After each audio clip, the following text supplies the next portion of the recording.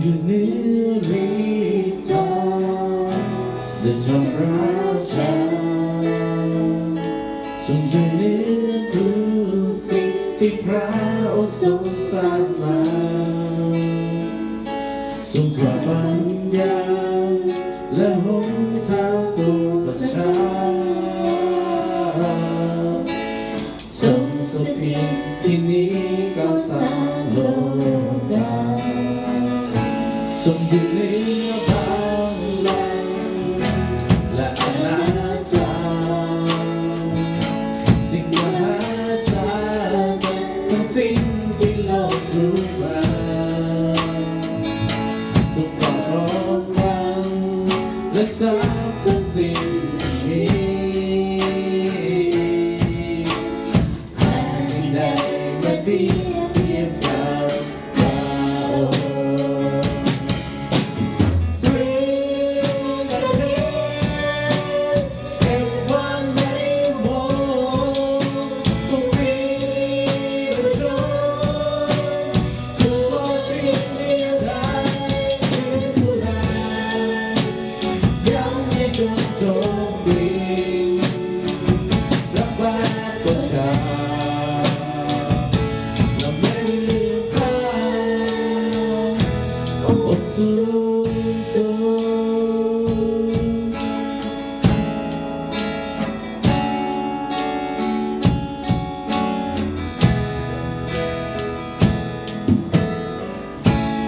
อยู่เหนือฤทธิ์และจอมราชาทรงอยู่เหนือทุกสิ่งที่พระองค์ทรงสร้างมาทรงกว่าปัญญาและหนทางตัวประชาทรงสถิตที่นี้ก็สร้างโลกาทรงอยู่เหนือ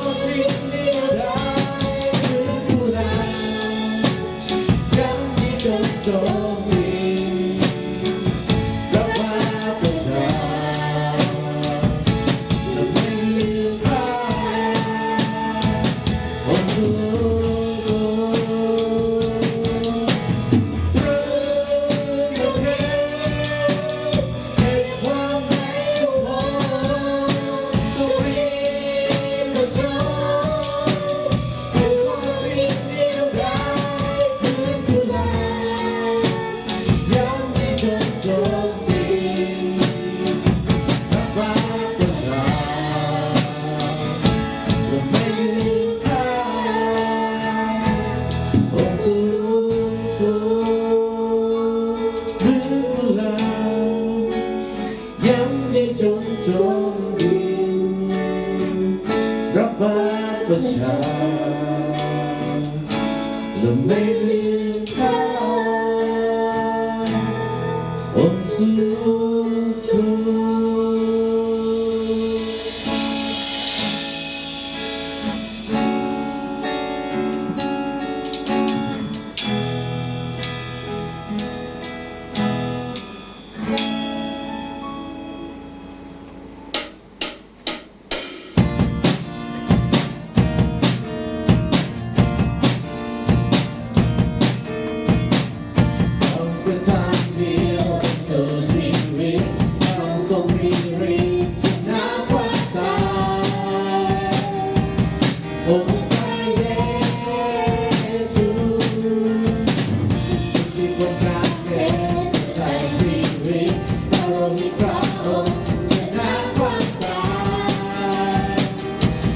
เชื่อมั่นใจ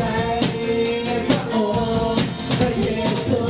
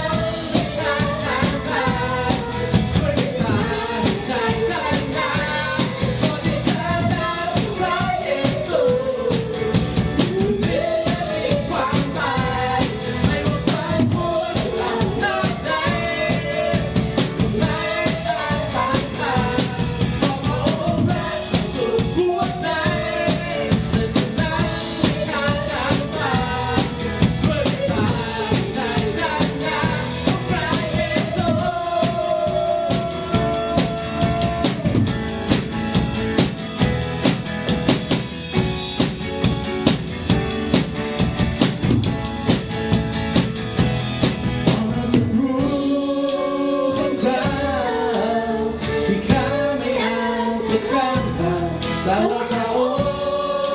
ทรงนำหน้าและให้ข้ามไปด้วยชัยชนะพระองค์ต่อหน้าศัตรูของข้าที่ข้าไม่อาจจะข้ามผ่านแต่ว่าพระองค์ทรงนำหน้าและให้ข้ามไปด้วยชัยชนะพระองค์ต่อหน้าศัตรูของข้าที่ข้าไม่อาจจะข้ามผ่านแต่ว่าพระองค์ทรงนำหน้าและให้ข้ามไปด้วยชัยชนะพระองค์เพราะที่ฉันได้พระเยซู หรือมีความตายไม่ว่าความทุกข์อันใดใดไม่ยอมแพ้ทางเพราะพระองค์รักสุดหัวใจและจะนำให้ข้ามทางตาด้วยการใจชนะเพราะที่ฉันได้พระเยซูหรือมีความตายไม่ว่าความทุกข์อันใดใด ไม่อาจต้านทานเพราะพระองค์รักสุดหัวใจและจะนำให้อาจข้ามผ่านด้วยการใจชนะของพระเยซูด้วยการใจชนะของพระเยซูด้วยการใจชนะของพระเยซู ฮาเลลูยาเอเมนฮาเลลูยาชัยชนะของพระเยซูเอเมน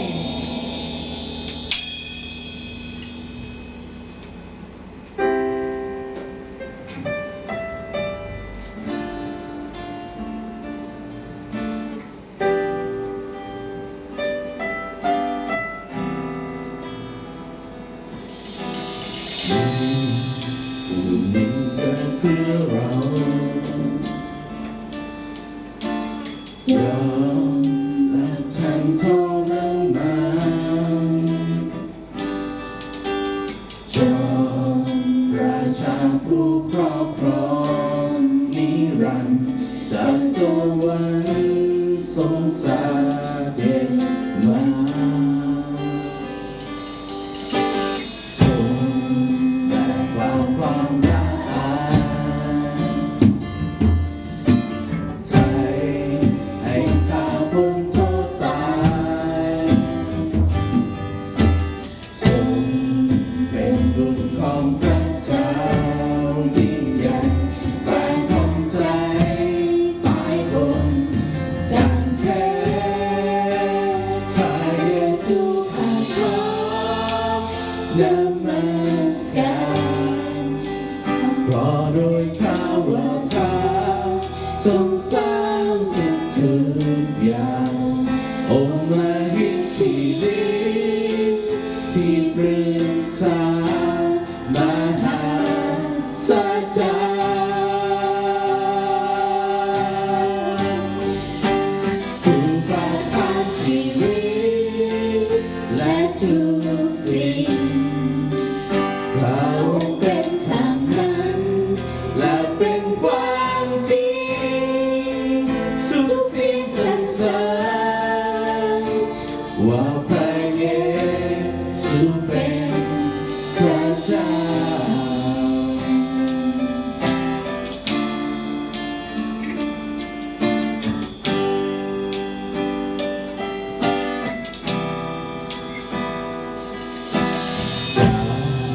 ปกครองของพระองค์ไม่มีวันหมดสิ้นไปเธอทูลนามพระผู้ยิ่งใหญ่เหนือนามใดในทั่วแผ่นฟ้าพระเยซูข้าขอ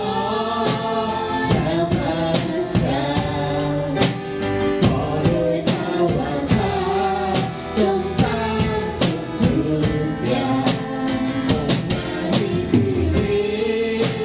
ที่ปรึกษา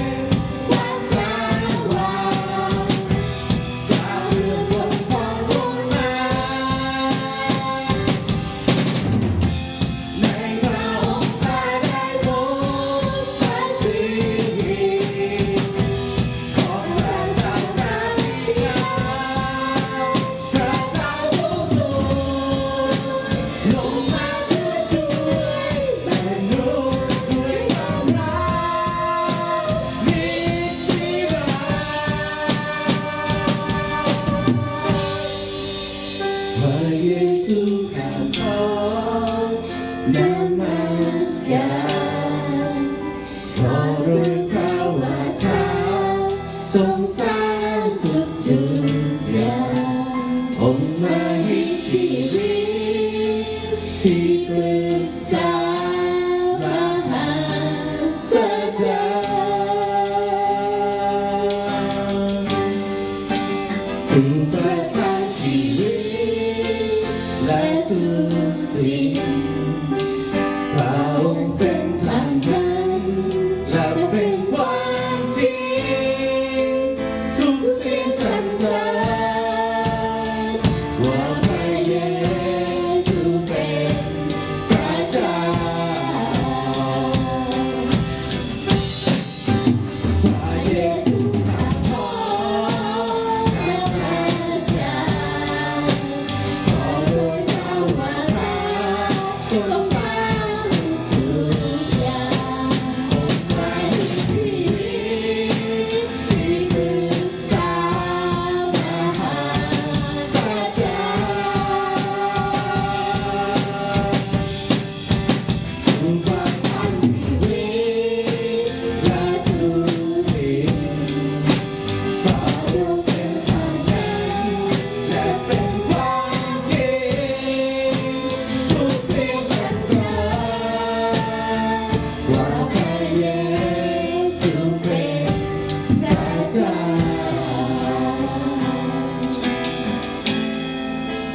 ขอจงก้าวลง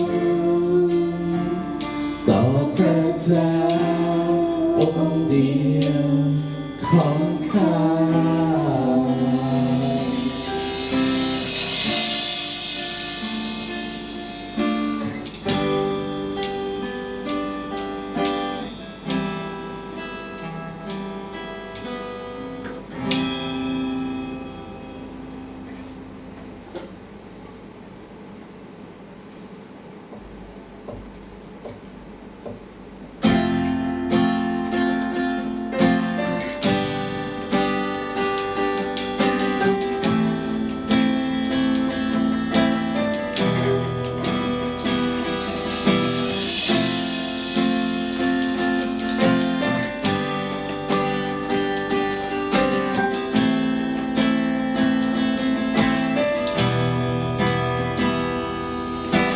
พระเกียรติด้วยพระสิริทั้งสิ้นมีแด่องค์ราชาสืบไปครอบครองเหนือฟ้าและสวรรค์โดยองค์พระเกียรติพระผู้ไทยมงกุฎและบัลลังก์สวรรค์เป็นของพระองค์เป็นของพระองค์ทุกเราทุกลิ้นสรรเสริญมอบแด่พระองค์มอบแด่พระองค์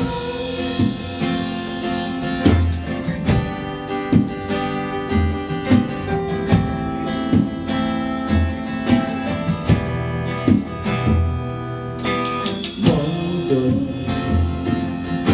และบัลลังก์ของหัวใจมอบแด่องค์ราชาสืบไปขอมอบถวายชีวิตทั้งสิ้นเพื่อองค์พระเกียรติพระผู้ไทยมงกุฎและบัลลังก์สวรรค์เป็นของพระองค์เป็นของพระองค์ทุกเราทุกลิ้นสรรเสริญมอบแด่พระองค์มอบแด่พระองค์มงกุฎ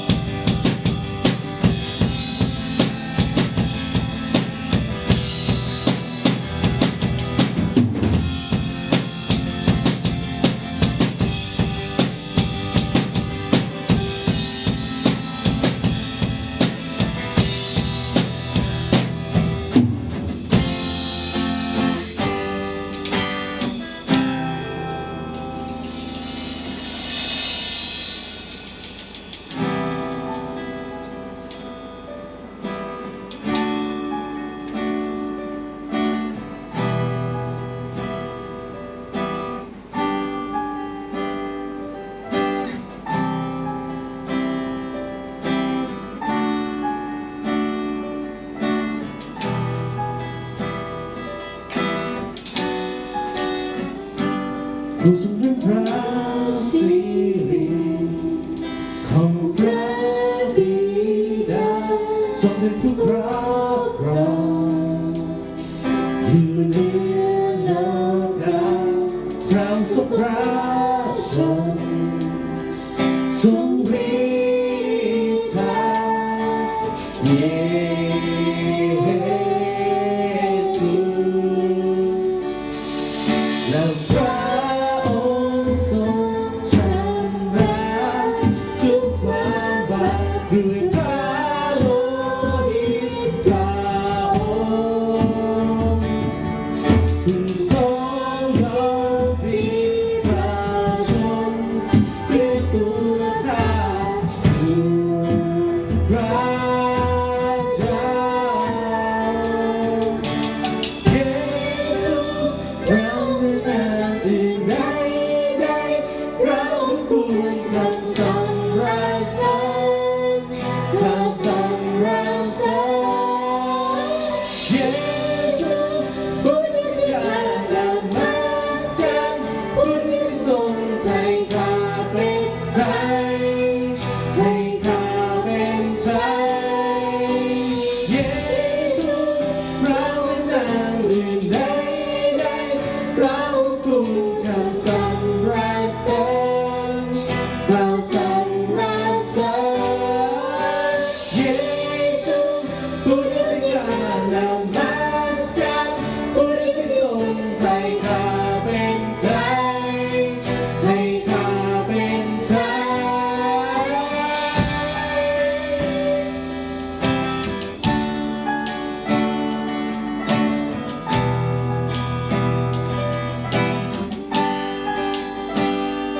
ผู้ทรงเป็นพระสิริของพระบิดาทรงเป็นผู้ครอบครองอยู่เหนือโลกาตามทรงพระชนทรงฤทธาเยซูและพระองค์ทรงชำระทุกความบาปด้วยพระโลหิตพระองค์ทรง